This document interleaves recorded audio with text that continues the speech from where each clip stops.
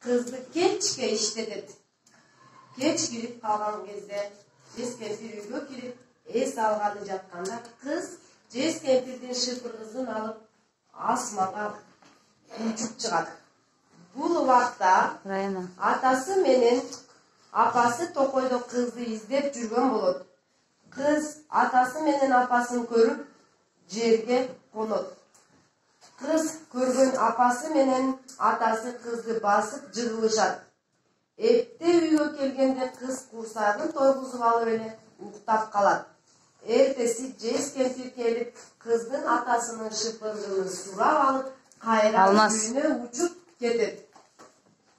Kız ошондон кийин тентек кылбай, үйдөн алыс кетпей, апасына жардам берип тамак жасаганды үйрөнүп, жакшы кыз болуп калат.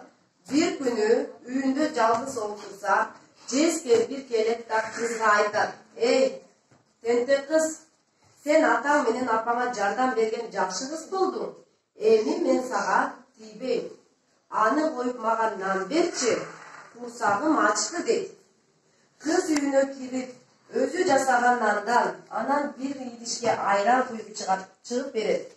Jez кемпир курсагын тойгузган соң кызга ыраазы болуп, күзгү берет. Күзгү сыйкырлуу күзгү болот. Kız күзгү менен бүт ааламды көрөт. Bir күнү күзгүнү карап отуруп, хандын кызынан алтын шакегин уурдап алган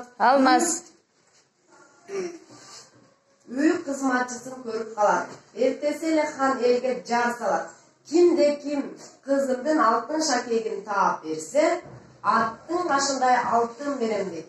Kız атасына айтат: "Ата, хандын кызынын алтын шакегин мен билем, кайда катылганын. Мени хандын үйүнө алып барыңызчы" деп өтүнөт. Атасы каршы болгонуна карабай, kız хандын үйүнө өзү келет да, кызматчы kız катып койгон жерден шакекти таап берет. Хан кызга ыраазы болуп, өзү айткан аттын башындай алтынды берет. Kız алтынды үйүнө алып келип, анан алтынды базарга алып барып сатып, атасы менен апасын жакшылап алып, ал турсун атасынын минген атына тамак аштарды жүктөп алып, Jez кемпирдин үйүнө алып келип берет.